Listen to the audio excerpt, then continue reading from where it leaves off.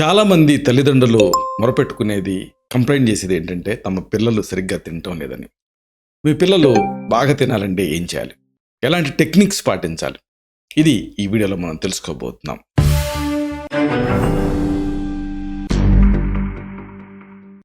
మిత్రులారా, నమస్కారం. నేను మీ డాక్టర్ చిరుమామిళ్ళ మురళీ మనోహర్. ఈ వీడియోలో చాలా ముఖ్యమైన విషయాన్ని మనం తెలుసుకోబోతున్నాం. ఎంతోమంది తల్లిదండ్రులు అడుగుతున్నటువంటి విషయం ఇదే. పిల్లలు బాగా నకనకలాడేటటువంటి ఆకలితో తిన్నట్టు తినాలంటే ఏం చేయాలి? ఏం టెక్నిక్స్ పాటించాలి? ఇది మనం తెలుసుకుందాం. చూడండి, ఇక్కడ చాలామంది చేసే పొరపాటు ఏంటంటే ఆ ఫుడ్ టైంలో పిల్లలతో దాదాపుగా పోరాడుతూ ఉంటారు. అలా పోరాడకండి. పోరాడితే పిల్లలు పెంకిగా తయారవుతారు. అంటే బలవంత పెట్టడం అనేది మానుకోండి. పిల్లల్ని మీరు బలవంతం చేశారనుకోండి తినమని, అప్పుడు ఇంకా వాళ్ళు చూజీగా తయారవుతారు. పిక్కీ ఈటర్స్ కింద మారుతారు. అన్నిటికి మించి రెసిస్ట్ చేయడం మొదలు పెడతారు ఫుడ్ని. కాబట్టి మీరేం చేయాలి అంటే సమయానుకూలంగా బిహేవ్ చేయాలి. పిల్లలు సాధారణంగా భోజనం చేయటం మొదలుపెట్టిన తర్వాత 15 నిమిషాల వరకే ఆసక్తిని కనపరుస్తారు. అంటే 15 మినిట్స్ పాటు మాత్రమే ఆసక్తిగా తింటారు. ఇక తర్వాత వాళ్ళ మైండ్ అటు ఇటు పోతూ ఉంటుంది. కాబట్టి ఎక్స్టెండెడ్ పీరియడ్ పెట్టకండి. కొంతమందిని నేను చూశాను, తల్లిదండ్రులు, ముఖ్యంగా తల్లులు, ఒక సీరియల్ వచ్చే వరకు గంట పాటు కూడా పెడుతూనే ఉంటారు. అది అనవసరం. దానివల్ల పిల్లలు ఇంట్రెస్ట్ కోల్పోతారు. కాబట్టి 15 నిమిషాల్లో ముగించేయండి. ఆ తర్వాత ఒకవేళ తినలేదనుకోండి, వదిలేయండి. అందుకని గంటల తరబడి పెట్టడం అనేది మానుకోండి. ఇక ఆరోగ్యకరమైన ఆహారాన్ని పిల్లలకి ఇవ్వాలి. దీనికి కొన్ని స్ట్రాటజీస్ ఉన్నాయి. అంటే పిల్లలకి ఇంట్రెస్ట్ ఉండాలి, అదే సమయంలో హెల్దీ ఫుడ్ తినాలి. ఒక మంచి ఐడియా ఏంటంటే పిల్లలకి ఎప్పుడు కూడా ఇంక్విజిటివ్ ఉంటుంది. కాబట్టి అది ఏదైనా కానీ, డ్రాయింగ్ వేయటం కానీ, లేకపోతే ఆడటం కానీ, ఆఖరికి వంట కూడా. కాబట్టి మీరు వంట చేస్తున్నప్పుడు పిల్లల హెల్ప్ తీసుకోండి. అంటే వాళ్ళని సహాయపడనివ్వండి. అంటే ఆ వంటలో వాళ్ళు పాల్గొవాలి. అంటే వాళ్ళకి ఇది ఒక క్రాఫ్ట్ లాగా, ఒక గేమ్ లాగా అనిపిస్తుంది. కాబట్టి ఆ పిల్లల్ని ఉప్పు వేయి, లేకపోతే ఫలానా జీలకర్ర వేయి అంటాం. లేకపోతే ఆ పదార్థం ఎలా ఉంది అనేది కాస్త తీసి ఒక చిన్న స్పూన్ తోటి రుచి చూడమని అడగటం, ఎలా ఉంది అనే అభిప్రాయం అడగటం. ఇలాగ వంటలో వాళ్ళు పాల్గొవాలి. పాల్గొన్నప్పుడు ఏమవుతుందంటే ఆ తర్వాత దాన్ని వాళ్ళు టేస్ట్ చూడాలన్న ఆసక్తి వాళ్ళకి వస్తుంది. వాళ్ళకి తినాలన్న ఆసక్తి వస్తుంది. అన్నిటికీ మించి ఏదైనా సరే పిల్లలు ప్రతిదాన్ని కూడా ఒక ఫన్ లాగా తీసుకుంటూ ఉంటారు. కాబట్టి తినడం అనేది ఒక పెద్ద పోరాటంలాగా, ఒక పెద్ద యుద్ధంలాగా కాకుండా ఒక ఫన్ అట్మాస్ఫియర్ మీరు క్రియేట్ చేయాలి. అంటే ఆహ్లాదకరమైనటువంటి వాతావరణం అది ఉండాలి. దీంతో వాళ్ళు వండిన తర్వాత దాన్ని తినాలి అన్నటువంటి ఆసక్తిని కనపరుస్తారు. మంచి రంగురంగుల ప్లేట్లు, చక్కటి గ్లాసులు, ఇలాగా ఒక ఫన్ అట్మాస్ఫియర్ మీరు క్రియేట్ చేయాలి. అన్నిటికీ మించి పిల్లలకి ఎప్పుడు కూడా ఆప్షన్స్ని మరీ అపరిమితంగా ఇవ్వకండి. ఈ బుఫే భోజనాలు మీరు చూసే ఉంటారు, బుఫే డిన్నర్లు ఇలాంటివన్నీ కూడా. అక్కడ బోల్డనే ఉంటాయి. తినాలని ఆవుగా పెద్ద పెద్ద ఎక్కువ రేట్లు పెట్టి టికెట్ కొంటారు. కానీ పొట్ట ఎంత ఉంటుంది? ఇంతే కదా, అంతకు మించి తినలేరు కదా. అలాగా ఆప్షన్స్ని మరీ ఎక్కువ చేయకూడదు. కాబట్టి పరిమితమైనటువంటి ఎంపికలు. మీరు ఇప్పుడు చూడండి, ఒకప్పుడు మనకి చిత్రహారు, అలాగే ఇలాగా కొన్ని సెలెక్టెడ్ పాటలు మాత్రమే వస్తూ ఉన్నాయి, చిత్రలహరి ఇలాంటివి. దానికోసం ఎదురు చూసేవాళ్ళం, అది చూసేవాళ్ళం, ఎంజాయ్ చేసేవాళ్ళం. ఇప్పుడు 24 అవర్స్ టెలికాస్టింగ్ అయిపోయింది. ఆప్షన్స్ విపరీతంగా అయిపోయినాయి. దాంతో ఏ పాటని, ఏ సినిమాని కూడా ఎంజాయ్ చేయలేని పరిస్థితి వచ్చేసింది. ఎంత పరిస్థితి అంటే కుదించి కుదించి కుదించి షార్ట్స్ కింద వచ్చేసారు. అంటే కేవలం ఒకే ఒక నిమిషం కూడా కాదు, 30 సెకండ్లలోనే అది అయిపోవాలి, ఆ వీడియో అయిపోవాలి. ఆ స్థితికి తెచ్చేశారు. దీంతో ఏమవుతుందంటే వ్యావరింగ్ అనేది ఎక్కువ అయిపోతుంది. కాబట్టి వాళ్ళకి ఆప్షన్స్ని మరీ ఎక్కువ ఇవ్వకండి. అంటే పరిమితంగానే ఇవ్వండి. ఉదాహరణకు చపాతీ కావాలా, ఉప్మా కావాలా, ఈ రెండే. మళ్ళీ వాడికి ఆమ్లెట్ అని, మళ్ళీ ఇంకొకటని ఆప్షన్స్ పెట్టారనుకోండి, వాడు డిసైడ్ చేసుకోలేడు. ఆ పిల్లలు మీకు కూడా ఇబ్బందిగా ఉంటుంది. కాబట్టి పరిమితమైనటువంటి ఆ ఆప్షన్స్నే మీరు ఉంచండి. దాంతో బెస్ట్ ఆఫ్ ది ఆ 2లో ఏది అనేది పిల్లలు ఎంచుకోవాలి. అన్నిటికీ మించి పాజిటివ్గా ఉండాలి. అంటే మంచి నిర్ణయాలు తీసుకున్నావు. ఇప్పుడు ఉదాహరణకు చపాతీ సెలెక్ట్ చేసుకున్నాడు అనుకోండి, వెరీ గుడ్ చాయిస్ అని చెప్పాలి. లేకపోతే ఫలానా ఉప్మా సెలెక్ట్ చేసుకున్నాను అనుకోండి, ఇడ్లీ సెలెక్ట్ చేసుకున్నాను అనుకోండి, వరల్డ్లో ది బెస్ట్ ఫుడ్ ఇడ్లీ, నువ్వు మంచి ఆప్షన్ ఎంచుకున్నావు అనాలి. ఇలాగా వాళ్ళకి ఒక మంచి సానుకూలమైనటువంటి దృక్పథాన్ని ఏర్పరచాలి ఆ ఫుడ్ ఐటమ్స్ మీద. అన్నిటికీ మించి ఎప్పుడు కూడా ఎక్కువ వడ్డించేయకండి. మన తెలుగు వాళ్ళతోటి ఇదే ఇబ్బంది. మనం హస్తం గరిటెలతో వడ్డించుకుంటాం. అంత వడ్డిస్తే కానీ అది సంతృప్తికరంగా ఉండదు. కానీ అలా చేయకండి. చిన్న చిన్న భాగాలను వడ్డించండి. అంటే ఎక్కువ ఎక్కువ వడ్డించారనుకోండి, చూసి భయపడిపోతారు. అమ్మో ఇంత తినాలా అనుకుంటారు. కాబట్టి కొద్ది కొద్దిగానే వడ్డించడం అనేది మీరు అలవాటు చేసుకోండి. చిన్న చిన్నగా ఆకర్షణీయంగా వడ్డించాలి. ఇప్పుడు చట్నీలు చూడండి, ఒక 3 రకాలు 4 రకాల చట్నీలు ఉన్నాయనుకోండి, కొద్ది కొద్దిగానే వడ్డిస్తారు. మనకి ఆసక్తి ఉంటుంది. కొంతమంది చట్నీలని ఫుడ్ లాగా వడ్డించుకుంటారు, తెగ పోసేసుకుంటూ ఉంటారు గరిటెలతోటి వీటితోటి. దాంతో ఇక ఆ పదార్థాల మీద అయిష్టత క్రమంగా పెరిగిపోతుంది. కాబట్టి ఆసక్తిగా ఉండాలంటే కొద్ది కొద్ది మొత్తాల్లో వడ్డించుకోవాలి. ఇక అన్నిటికీ మించి అట్మాస్ఫియర్ ఎప్పుడు సరదాగా ఉండాలి.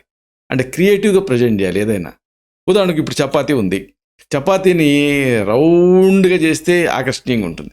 ఎడదిడ్డంగా మనమే కదా తినేది, ఎలా ఉంటే ఏంటి అనుకుని చేస్తే ఆకర్షణీయంగా ఉండదు. మెయిన్గా పిల్లలకి ఇంకా ఆసక్తికరంగా, ఉదాహరణకు పూరి ఉంది, దాన్ని ఆ బిస్కెట్ కట్టర్ తోటి కట్ చేసి బిస్కెట్స్ లాగా చేసి ఇవ్వచ్చు. అందుకే బేల్ పూరీలు ఇవన్నీ ఎందుకు ఆసక్తిగా తింటారంటే ఇదే కారణం. కాబట్టి ఇలాంటి క్రియేటివ్ ప్రజెంటేషన్ మీరు అడాప్ట్ చేసుకోండి. ఆకారాలను మార్చండి, ఇది పిల్లలకి ఇష్టంగా ఉంటుంది. అన్నిటికీ మించి కొత్త ఆహారం దీన్ని కొనసాగించండి. అంటే పిల్లలు ఇష్టం లేదు కదా, తింటలేదు కదా అని మానేయకండి. ఏంటంటే కొత్త రుచుల్ని వాళ్ళు యాక్సెప్ట్ చేయడానికి మీరు దాన్ని కాన్స్టెంట్గా ట్రై చేస్తూ ఉంటారు. వేరు వేరు ఆహారాలని మీరు కొనసాగిస్తూ ఉండాలి. అన్నిటికీ మించి ఏంటంటే ఇది ఒక 15 సార్లు మీరు ట్రై చేసిన తర్వాత ఏదన్నా ఒక కొత్త పదార్థం పిల్లలు అడాప్ట్ చేసుకుంటారు. కాబట్టి విసుగు విరామం లేకుండా ఇలా చేయండి. అన్నిటికీ మించి మీరు ఒక ఉదాహరణగా నిలవాలి. అంటే ముందు మీరు తినాలి. మీరు తింటే పిల్లలు మిమ్మల్ని అనుసరిస్తారు. ఇక అన్నిటికీ మించి ఇంకొక ముఖ్యమైన విషయం ఏంటంటే ఇంపార్టెన్స్, ప్రాధాన్యత. పిల్లలకి ఏది ప్రాధాన్యత అనేది చూసుకొని, ఏది ఉపయోగం అనేది తీసుకొని కొత్త ఆహారాలని ప్రవేశపెడుతూ ఉండండి. ఇంకా ముఖ్యంగా ఏంటంటే పిల్లలకి కూడా ఒక వ్యక్తిత్వం ఉంటుంది. ఆ వ్యక్తిత్వానికి తగిన వ్యక్తిగత ప్రాధాన్యతలు ఉంటాయి. కాబట్టి ఇష్టాయిష్టాలు ఉంటాయి. వాళ్ళు మనుషులే, వాళ్ళకి కొన్ని అభిప్రాయాలు ఉంటాయి. కాబట్టి వాటిని కూడా మీరు గుర్తించాలి, గౌరవించాలి. ఎందుకంటే వీఆర్ జెనెటికల్లీ డిఫరెంట్. ఒకే కుటుంబంలో పుట్టినప్పటికీ అందరూ ఒకటిగా ఉండరు. అన్నదమ్ములు ఒకటిగా ఉండరు, పిల్లలందరూ ఒకటిగా ఉండరు. జన్యుపరంగా తేడాలు ఉంటాయి. కాబట్టి ఆ ప్రాధాన్యతలను కూడా మీరు గుర్తించాలి. ఇక అన్నిటికీ మించి ఆరోగ్యకరమైన ఆహారపు అలవాట్లను కల్టివేట్ చేయాలి. అంటే ఏంటంటే కొంతమంది లంచం ఇస్తూ ఉంటారు. నువ్వు అన్నం తిను, నీకు మంచి ఐస్ క్రీమ్ పెడతానంటారు. అన్నం తిన్న తర్వాత ఇక వాడు ఐస్ క్రీమ్ని ఒక లంచం కింద ఎక్స్పెక్ట్ చేస్తూ ఉంటాడు పిల్లాడు. కానీ ఇలాగే చేస్తే తర్వాత అది అనారోగ్యకరమైన ఆహారపు విధానం అవుతుంది. కాబట్టి ప్రధానమైనటువంటి ఆ ఫుడ్ తిన్న తర్వాత బహుమతిగా మళ్ళీ డెజర్ట్లు ఇలాంటివి ఇవ్వకండి. అందుకే మించి పిల్లల్ని ఎప్పుడు కూడా తినమని ఆదేశించకండి. అంటే ఫైటింగ్ అనేది నిరోధించండి. తినమని పిల్లలకి బలవంతం చేశారనుకోండి, ప్రలోభపెట్టారనుకోండి, వేధించారనుకోండి, వాళ్ళు ఇంకా పెంకిగా తయారవుతారు. కాబట్టి వాళ్ళకి వాళ్ళ ఇష్టాలు ఇవన్నీ వాళ్ళకు ఉంటాయి. కాబట్టి వాటిని మీరు గౌరవించాలి. ఆరోగ్యకరమైన లైఫ్ స్టైల్ని, ఆరోగ్యకరమైన ఫుడ్ని వాళ్ళు కల్టివేట్ చేయాలి. అన్నిటికీ మించి పిల్లలు కూడా ఎప్పుడు కూడా వెరైటీ కోరుకుంటూ ఉంటారు. కాబట్టి ఒకవేళ స్వీట్లు కావాలనుకోండి, మోడరేట్గా ఇవ్వండి. ఇలాగా వాళ్ళ ఆ వెరైటీని మీరు గౌరవిస్తూనే అదే సమయంలో అతి అనేది నివారించండి. ఇంకా ఆ ప్రత్యామ్నాయాలు, ఆల్టర్నేటివ్స్ ఉంటాయి ఆరోగ్యకరమైనవి. వివిధ రుచులు, ఇలాగ ఇంట్లో తయారు చేసినటువంటి పాప్కార్న్, బయట వాడు పాప్కార్న్ కావాలంటున్నాడు అనుకోండి, ఇంట్లో పాప్కార్న్ తయారు చేసి ఇవ్వచ్చు. ఇలాగ ఆరోగ్యకరమైన ఆల్టర్నేటివ్స్, ప్రత్యామ్నాయాలని పిల్లలకి ఇస్తూ ఉండాలి. అన్నిటికీ మించి ఫ్యామిలీ బాండింగ్ ఇంప్రూవ్ అవ్వాలంటే కలిసి తినాలి. కాబట్టి కలిసి తినేటటువంటి ఆ సిచ్యువేషన్ని మీరు ఇంప్రూవ్ చేయండి. దీనివల్ల కుటుంబ బంధం బలపడుతుంది. క్రమం తప్పకుండా అందరూ కలిసి తినడం అనేది అలవాటు చేసుకోండి. దీంతో పిల్లల మధ్య, పేరెంట్స్ మధ్య బంధం అనేది బలపడుతుంది. అన్నిటికీ మించి ఇలా కలిసి తినడం వల్ల ఒకరికొకళ్ళు కమ్యూనికేట్ చేసుకోగలుగుతారు. ఒకవేళ రోజు కుదరకపోయినా వారానికి కనీసం 4 సార్లు ఇలాగా అందరూ కలిసి తినడం అనేది, ఉదాహరణకు ఫ్రైడే, సాటర్డే, సండేస్ ఇలా చేయటం వల్ల వాళ్ళ పర్ఫార్మెన్స్ ఇంప్రూవ్ అయినట్టుగా కూడా స్టడీస్లో తేలింది. అన్నిటికీ మించి ఆ కుటుంబాల మధ్య, అంటే అన్నదమ్ముల మధ్య ఘర్షణలు ఇలాంటివి కూడా తగ్గుతాయి. అన్నిటికంటే ముఖ్యంగా పిల్లలు పెరిగే కొద్దీ కూడా దీనివల్ల ఒక ప్రశాంతమైనటువంటి ఒక యాటిట్యూడ్ని అలవాటు చేసుకుంటారు. ఇక ఇంకా ముఖ్యంగా ఇలాగా కలిసి భోజనం చేయటం వల్ల కమ్యూనికేషన్ మెరుగవుతుంది. అంటే ఒకరికొకరు చెప్పుకోవటం, ఆ క్లాస్ వర్క్స్ గురించి మాట్లాడుకోవటం, ఏదన్నా ఇబ్బంది ఉంటే చెప్పుకోవటం, దీనికి అవకాశం కలుగుతుంది. అసలు ఇలాగ అందరూ కలిసి కూర్చోటానికి మనం ఒక ఎగ్జాంపుల్గా నిలబడాలి. అంటే మనం మన తల్లిదండ్రులతోటి కలిసి కూర్చొని భోజనం చేస్తే మన పిల్లలు మనతో కలిసి కూర్చొని భోజనం చేస్తారు. కాబట్టి ఒక ఆదర్శంగా ఉండాలి. దీంతో ఇంటేక్ అనేది పెరుగుతుంది. అన్నిటికీ మించి ఒకవేళ ఏదైనా వర్క్ ఉందనుకోండి, బాగా బిజీగా ఉన్నారనుకోండి, ఆ బ్రంచ్ అంటే బ్రేక్ఫాస్ట్నే లంచ్ లాగా ప్లాన్ చేసుకొని ఆ టైం కాస్త ఎక్కువ కేటాయించండి. గబగబా తిని ఏదో అయిందనిపించడం, కుటుంబం అంతా తింటున్నాం సరే, కానీ నాకు పనుంది అనుకోకుండా మీరు ఆ టైంని కేటాయించండి. కేటాయించేలాగా మీరు ప్లాన్ చేసుకోండి మీ డేని. ఇక ఇంకొక ముఖ్యమైనటువంటి విషయం ఏంటంటే, భోజన టైంలో కొన్ని నియమాలు. ఉదాహరణకు ఆ భోజనం చేసేటప్పుడు టెక్నాలజీ ఫ్రీ జోన్ లాగా, నాన్ స్మోకింగ్ జోన్ ఉంటుంది చూసారా, అలాగా.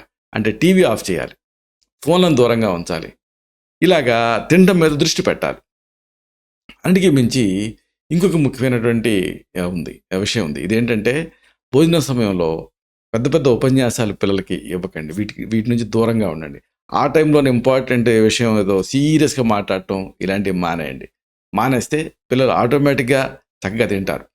ఒకవేళ వాళ్ళకి వైద్యపరమైన ప్రాబ్లమ్స్ ఏమన్నా ఉంటే, అంటే లివర్ స్లగ్గిష్నెస్ కానీ, లేకపోతే ఎనీమియా కానీ, లేకపోతే ఏదన్నా ఒక దీర్ఘకాలపు సమస్య, సైనసైటిస్ లాంటివి, టాన్సిలైటిస్ లాంటివి ఉంటే, అప్పుడు వాటికి అనుగుణమైనటువంటి సురక్షిత ఆయుర్వేద ఔషధాలు ఉంటాయి. వీటిని ప్రిస్క్రైబ్ చేయాల్సి ఉంటుంది. ఇలాంటి మరిన్ని ఇన్ఫర్మేటివ్ వీడియోస్ కోసం ఈ ఛానల్ సబ్స్క్రైబ్ చేసుకోండి. అలాగే ఈ వీడియోలు అప్లోడ్ అవడంతోనే ఆ విషయం మీకు తెలియడం కోసం బెల్ బటన్ క్లిక్ చేయండి. అన్నిటికంటే ముఖ్యంగా ఇలాంటి అద్భుతమైన చక్కని విషయాలు తిరిగి ఇదే కార్యక్రమాల సిరీస్లో మనం కలుసుకున్నప్పుడు సవివరంగా, సహేతుకంగా, సమగ్రంగా తెలుసుకుందాం. శతం జీవ శరదో వర్ధమానః, శతం హేమంతాన్ శతం వసంతాన్.